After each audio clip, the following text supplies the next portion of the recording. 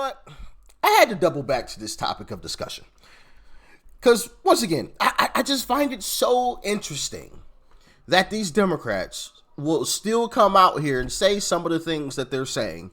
And this first clip I'm about to show you is none other than Bernie Fraud Sanders, okay? Because he is a fraudster. And, yeah, you guys just got to listen to this, man, because I'm sick of it, honestly. It's absolutely ridiculous at this point. But we're going to call them out. We're going to continue to call out these Democrats on their BS lies and their nonsense. So with that being said, let's dive in. Thanks very much for joining me. Donald Trump has once again shown his contempt for the Constitution and the rule of law. Let's be clear. The President of the United States does not have the right to unilaterally take this country into war, even against a corrupt and brutal dictator like Maduro. The United States does not have the right, as Trump stated this morning, to run Venezuela. Congress must immediately pass a war powers resolution to end this illegal military operation and reassert its constitutional responsibilities. Was he saying this when Barack Obama was drone striking all over the place? What about when Biden was doing it? Nope, didn't say a word. Trump's attack on Venezuela will not make the United States and the world safer. Quite the contrary. This brazen violation of international law gives a green light to any country on earth that may wish to attack another nation to seize their resources or change their governments. This is the horrific logic of force that... I don't know if y'all can see that, but I'm just looking at his eye. And I don't know if you guys can see it, but he's not looking directly at the camera. You know, he's not looking straight into the camera. He's looking just to it would be the left of the camera, which tells me that he's reading a prepared statement. Let me know if y'all can see that. He's not looking direct, like straight on at the camera. He's looking slightly to the left of it. This guy is reading a prepared script. What a shame. What a shame. That should tell you everything you need to know about this guy. That should tell you everything you need to know. Right? If you're so angry, if you're so upset, if Trump is such a terrible person, why do you need a script to say that? Why do you need a prepared document in order to say that? Why can't you just turn on the camera and say what it is that you feel and you think? You know, like me. I don't have a script. I don't have people that come in here and write everything down what I'm about to say, and I'm just sitting there reading off of that, a teleprompter. That's the word I was looking for, a teleprompter. I could not think of that. Think of that word. Why can't you just speak? These people are absolutely shameful, man. And I'm going to keep calling them out. Logic of force that Putin used to justify his brutal attack on Ukraine. Trump and his administration have made it clear that they want to revive the Monroe Doctrine, a belief that claims that the United States has the right to dominate the affairs of the hemisphere. They have spoken openly. We should. This is our hemisphere. We run this. I like it. About controlling Venezuela's oil reserves, the largest in the world. Let's make no mistake about it. This is rank imperialism. It recalls the darkest chapters of U.S. interventions in Latin America, which have left a terrible legacy. It will and should be condemned by the democratic world.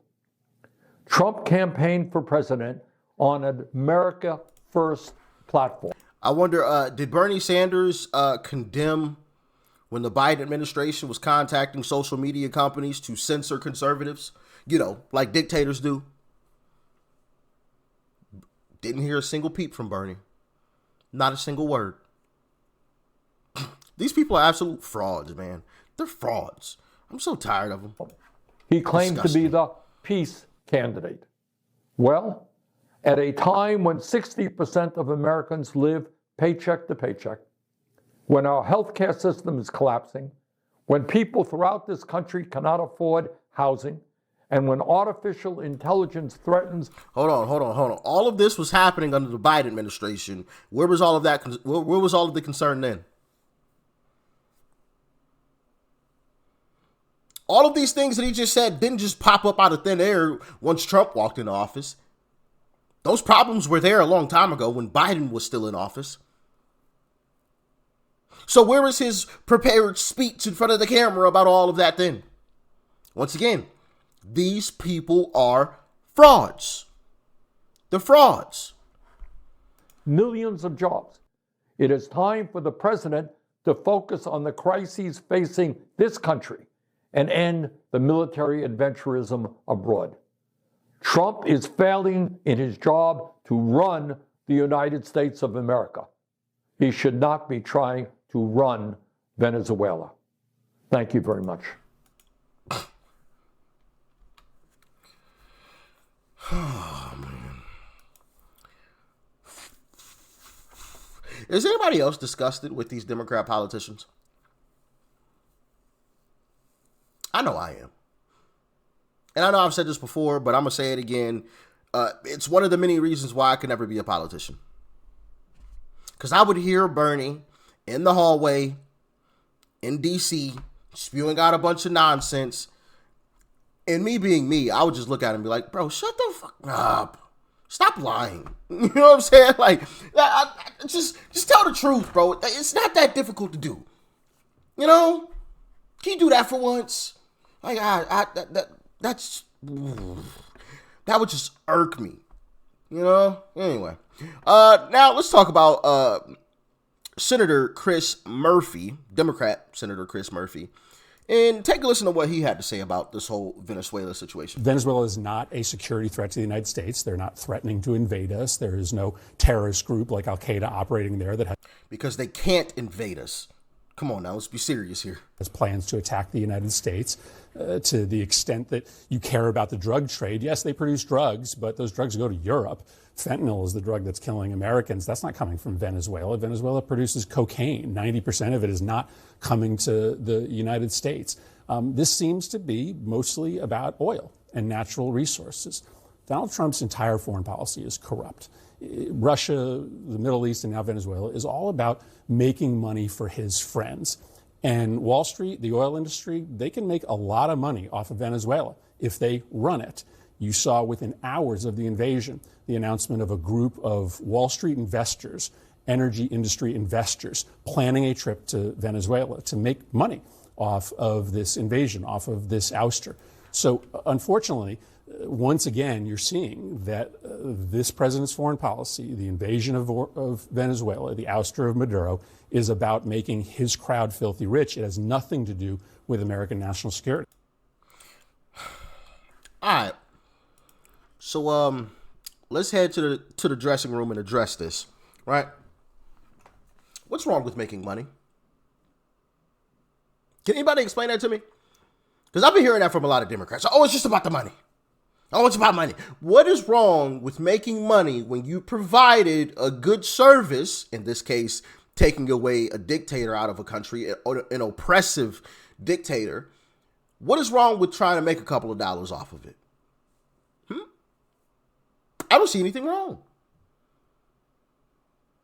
You guys have seen the videos of the Venezuelans being extremely happy, overly, filled with joy, waking their spouses up in the middle of the night, clapping, screaming, crying, tears of joy. You've seen it all. If Trump has helped to provide that, what is wrong with making a couple dollars on the back end? I don't see anything wrong. I don't see anything wrong. Hey, we took that oppressive dictator out. You know, we see y'all got a lot of oil here. You know, let's make a little deal. Give us a little discount. You know what I'm saying? I scratched your back. Scratch ours a little bit. What's wrong with that? Why is that so bad? Unless these Democrats genuinely hate America. You don't want to see America win? You don't want to see America make a couple of dollars? We're in trillions of dollars worth of debt. We can't have our back scratched? That's such an issue. Ooh, my goodness. These people make me sick, bro. Make me sick.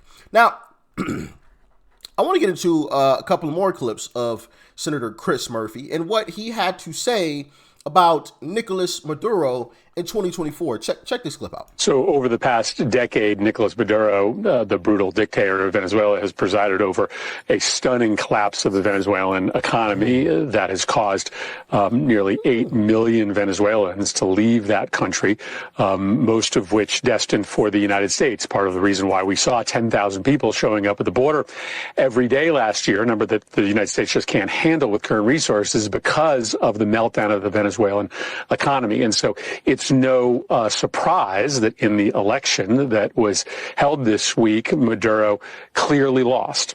The briefings that I've received today suggest that Maduro not only lost, he probably lost in a landslide and is attempting as we speak to steal the election.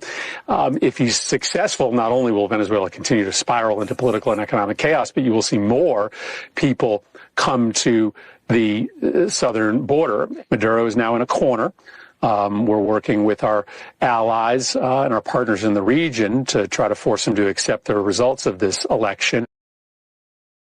Oh, so you guys were trying to get Maduro out because he lost their election.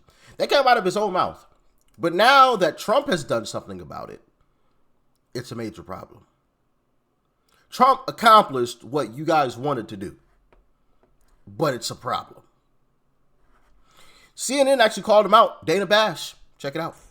In 2019, you wrote an op-ed and you called for Maduro to be gone. You said, let's get one thing straight. There should no longer be any debate about Maduro's lack of democratic legitimacy.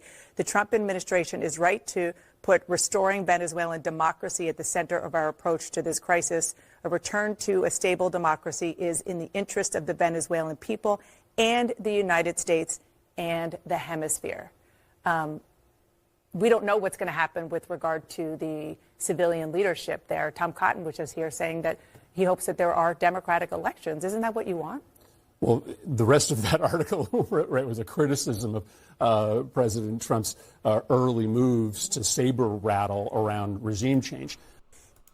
Oh, well, looky here. CNN actually doing what they should have been doing a long time ago, right? Calling out these Democrats for their BS lies. Come on now. What a day. What a day. Oh, man. And now I want to play this clip from a Venezuelan and take a listen to what he has to say about the entire situation. Venezuela, people are criticizing Trump for what he did in Venezuela. They say he bombed and kidnapped our president. No. Let me be clear. That man was never our president. He is a dictator. We didn't vote for him. Our elections were stolen. And when we protested, our kids were sent to prison. Minors were tortured. Girls were forced to prostitute themselves in prisons just to get food, to get a piece of bread. And where were all of you then? Where were all of you, liberals? Where were all of you? Where were all of you? You said nothing. You did nothing. But now you suddenly care about international law? I mean, now you all talk about human rights? Maduro didn't lead Venezuela. He kidnapped an entire country. So, no, Trump didn't kidnap anyone. No, he did not. He removed our kidnapper. And for that, we're thankful. You can divide politics all you want. But don't tell Venezuelans, do not tell Venezuelans how to feel about being free from a dictatorship. Once again, why are these liberals out here angry? And some of these folks on what's been coined as the woke right, why are these people angry? You weren't angry about the atrocities going on in Venezuela to the Venezuelan people. You weren't angry about that. But now all of a sudden you care so much about Venezuelans. Really? When they were under the oppressive boot of a dictator, you had nothing to say. Nothing. But now that the dictator has been removed and every single Venezuelan under the sun is celebrating, now it's a problem. Explain that one to me. I just want to talk to you, America, and I hope you have your coffee when I tell you this, but these are great news. All eyes on Venezuela. These are historical news. This is history in the making. I mean, my chest, it feels like it's gonna explode with joy. Like, President Donald Trump and Maria Corina Machado just created an opportunity for us to begin working harder than ever, because that's what we have always been doing, but now we will be working in our country. But, you know, we also have worked so hard here in the United States to build so much things, and I just want to thank you, America. Thank you for giving us this opportunity to work. Yeah, come celebrate with us. We love everybody because you, America, has loved us so much. Like I said, the Venezuelan people are all excited. Over the top with joy. As a matter of fact, speaking of joy, we have Joyless Reed crying and complaining too. Check that out. Hey fam, just a word to the wise. Do not allow the regime to tell you that we invaded Venezuela and kidnapped the dictator of Venezuela and his wife because of drug cartels or saving Americans from fentanyl or other drugs. Bullshit. This is Iraq 2.0, Libya 2.0. We're going to talk more about this on the Joy Reid Show and talk about the real reason. Nobody gives a fuck about your trash show. Excuse my language. My bad. You see what I mean? Like, sometimes I just get annoyed. Stuff just flies out, you know? That's how I would be in Congress, you know? And yeah, they would absolutely hate me. But anyway, you guys remember when all of the liberals out here, oh, Trump's gonna start World War III. World War III is starting. Oh. None of it happened. None of it happened. So anyway, y'all get in the comments. Let me know your thoughts and your opinions about all of this. Thank you for all the continued love and support. I greatly appreciate you guys. Stay safe out there. Peace and love. I'm out.